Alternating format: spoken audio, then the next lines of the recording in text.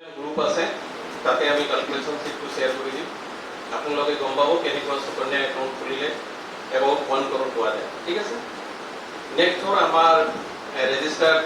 Letter SP আদাঙি যে কোনে booking কৰিছে এটা হ'লেও বুকিং কৰিছে মানে এনেকুৱা হৈছে কি আমি ডোৰ ষ্টেপ সাৰ্ভিস প্ৰোভাইড কৰি আছো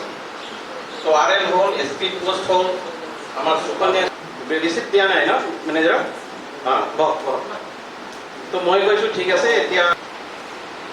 যিমান গভৰ্ণমেণ্ট অফিচ আছে তেওঁ গম পাব গাঁৱৰ মানুহজনী অলপ কষ্ট কৰিবলৈ চিন্তা কৰে তেনেহ'লে আপুনি গাঁৱত যাব লাগিব এই কথাবোৰ বুজাব লাগিব যেনেকৈ আমাৰ তৃপ্তিত গোস্বামীয়ে ক'লে নহ'লে আমাৰ এই জিয়াউল ছাৰে ক'লে আমাৰ এছএছপি ছাৰৰ ইমান ভাল কি কেনেকুৱা আৰএল আৰু এছপি পোষ্ট বুকিং হয় আজি আমাৰ ইয়াতে সকলো আমাৰ যিমান ব্ৰাঞ্চ পোষ্ট অফিচ আছে আমাৰ গুৱাহাটী কামৰূপ জিলাৰ ইয়াতে আমাৰ গুৱাহাটী ইষ্ট সাব ডিভিজন আৰু ৱেষ্ট সাব ডিভিজনৰ আমাৰ ইনস্পেক্টৰসকল আছে সিহঁতৰ যিমান ব্ৰাঞ্চ পোষ্টমাষ্টাৰ আছে সবেই আজি ইয়াতে একত্ৰিত হৈছে তাৰ লগত আমাৰ ইয়াতে স্থানীয় ৰাইজো আছিলে আমাৰ আজি মেইন উদ্দেশ্য হ'ল আপোনাৰ ডিচিডিপি যোনটো আমাৰ প্ৰগ্ৰাম এটা চলি আছে গভৰ্ণমেণ্টৰ আজিৰ দিনত এটা মেণ্ডেট বুলি আপুনি ক'ব পাৰে য'ত আমি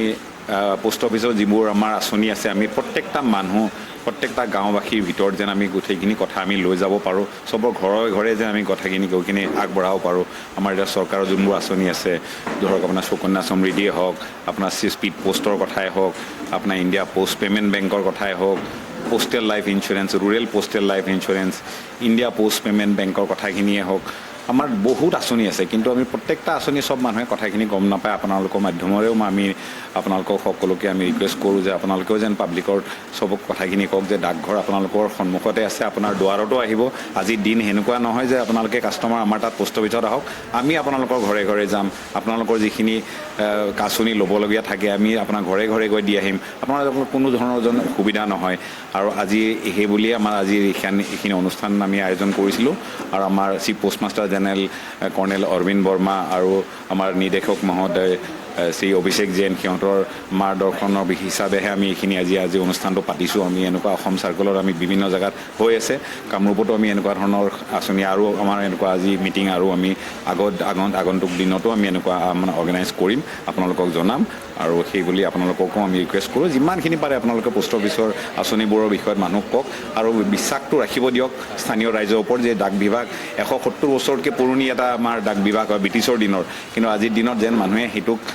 সবেই যেন একচেপ্ট কৰে পোষ্ট অফিচৰ যোনবোৰ ছাৰ্ভিচেছবোৰ আছে যেন এভেইল কৰে কিবা অসুবিধা থাকিলে আমি আপোনালোকৰ সন্মুখত আছোঁ কিবা বিপদ হ'লে আমাৰ ইনস্পেক্টৰ আছে আমি আছোঁ আমি যিমানখিনি আমাৰ লেভেলত হয় আমি গোটেইখিনি সমাধান কৰিম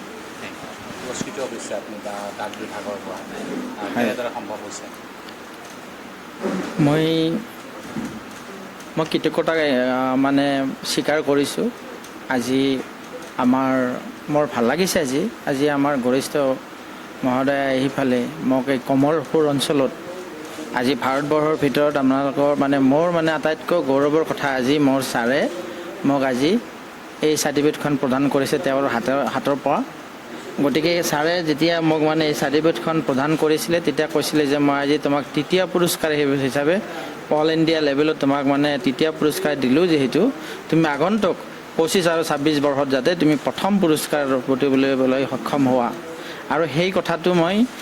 আগত ৰাখি মই কিহৰ ওপৰত আপোনাক পুৰস্কৃত আচলতে পুৰস্কৃত কৰিলে যোৱাবাৰ যিটো মানে 24-25 বৰ্ষত ফাইনেন্সিয়েল ইয়াৰত ডাক জীৱন বীমা আৰু গ্ৰামীণ ডাক জীৱন বীমা আমাৰ মানে আমাৰ পোষ্টেলৰ নিজা মানে দুটা বীমা আছে এটা হৈছে ডাক জীৱন বীমা আৰু এটা হৈছে গ্ৰামাঞ্চলত বাস কৰা মানুহৰ কাৰণে RPLI গ্ৰামীণ ডাক জীৱন বীমা এই বীমা দুটাৰ ক্ষেত্ৰত মই মানে ভাৰতবৰ্ষৰ ভিতৰত মই তৃতীয় স্থান লাভ কৰিবলৈ সক্ষম হৈছিলোঁ আৰু আচলতে মই যে তৃতীয় স্থান লাভ কৰিলোঁ সেই ক্ষেত্ৰত এজন সাংবাদিক হিচাপে জ্যেষ্ঠ সাংবাদিক হিচাপে আপুনি নিউজ লাইভ জনপ্ৰিয় ছেটেলাইট চেনেলৰ আপুনি এগৰাকী জ্যেষ্ঠ সাংবাদিক হিচাপেও মই যে এই যে এৱাৰ্ডটো পালোঁ এই ক্ষেত্ৰত চাওক আপোনাকো মই অৱগত কৰাইছিলোঁ যে আমাৰ যি অভিলাষী আঁচনি RPLI PLI যাৰ ফলত আপুনিও আমাৰ পোষ্ট অফিচত কেইবাটাও বীমা আপুনি কৰিছে, PLI RPLI কৰিছে, তেনেহ'লে মই আমাৰ সাংবাদিক বন্ধুসকলৰ পৰা আৰম্ভ কৰি অধিবক্তা, ডক্টৰ, চিকিৎসক যিমান আছে, প্ৰশাসনিক বিষয়া, আমাৰ শিক্ষা বিষয়াৰ পৰা আৰম্ভ কৰি যিখিনি কমন মানে যিখিনি চাকৰিয়াল আছে, তেওঁলোকৰ কাৰণেও আমি এই আমাৰ যিটো অভিলাষী আঁচনি ডাক জীৱন বীমা, এইখন আমি তেওঁলোকৰ ওচৰত লৈ গৈছিলোঁ। আৰু গ্ৰাম্যাঞ্চলত বাস কৰা 19 বছৰৰ পৰা 55 বছৰ বয়সৰ প্ৰতিজন ভাৰতীয় নাগৰিকক মই মানে এই স্কিমৰ বিষয়ে সজাগতা কৰিবলৈ চেষ্টা কৰিছিলোঁ। যা হওক, মই সম্পূৰ্ণ সফল হ'ব নোৱাৰিলেও কিছু সফল হ'বলৈ সক্ষম হৈছিলোঁ। সেই ক্ষেত্ৰত মই মোৰ যিখিনি স্বীকৃতি পালোঁ, আপোনালোকে আশীৰ্বাদ কৰিব যাতে মই মানে আগন্তুক এই অসমৰ পৰা যাই পেলাই মই হাজো এৰিয়াৰ পৰা যাই পেলাই মই ভাৰতবৰ্ষৰ ভিতৰত প্ৰথম পুৰস্কাৰ ল'বলৈ সক্ষম হওঁ। তাৰ কাৰণে আপোনালোকৰ আশীৰ্বাদ দৰকাৰ হ'ব। আৰু মই এটা মেছেজ দিব বিচাৰোঁ যে আচলতে প্ৰত্যেকজন ভাৰতীয় নাগৰিকে মানে আমাৰ যিটো উপাৰ্জন, সেই উপাৰ্জনৰ 10% বা 20% পইচা মানে সঞ্চয় কৰিব লাগে। সেই সঞ্চয়টো ক'ত কৰিব লাগে? এই ভাৰত চৰকাৰৰ এটা প্ৰতিষ্ঠিত মানে যি প্ৰতিষ্ঠান ডাক বিভাগ, এই বিভাগত আপোনালোকে ইয়াতে সঞ্চয় কৰিব লাগে। আৰু ইয়াৰে আমাৰ ডাক বিভাগৰ চিকিউৰিটিটো বেছি আৰু আমাৰ সুদৰ হাৰটো বেছি। সহজলভ্য সেৱা। সহজলভ্য। আৰু এটা কথা কওঁ যে ডাক সেৱা জনসেৱা, ডাক সেৱা জনসেৱা। গতিকে মই আপোনালোকৰ চেনেলৰ জৰিয়তে অনুৰোধ জনাম যে যিখিনি আমাৰ গ্ৰাম্যাঞ্চলত বাস কৰা যিখিনি নিৰোগী মানুহ আছে, মানে বেমাৰ আজাৰ নোহোৱা যিখিনি ব্যৱসায়ী হওক বা সচ্ছল মানুহ আছে, তেওঁলোকে আহি পোষ্ট অফিচত এই গ্ৰামীণ ডাক জীৱন বীমা আৰু চাকৰিয়াল আৰু মানে ডিগ্ৰীধাৰীসকলে আহি পেলাই ডাক জীৱন বীমাৰ সুবিধাটো আপোনালোকে গ্ৰহণ কৰক। মোৰ নাম জিয়াউল হক, মই মাৰ্কেটিং এক্সিকিউটিভ, গুৱাহাটী ডাক সংমণ্ডল। Stay informed, stay ahead. News NE 365.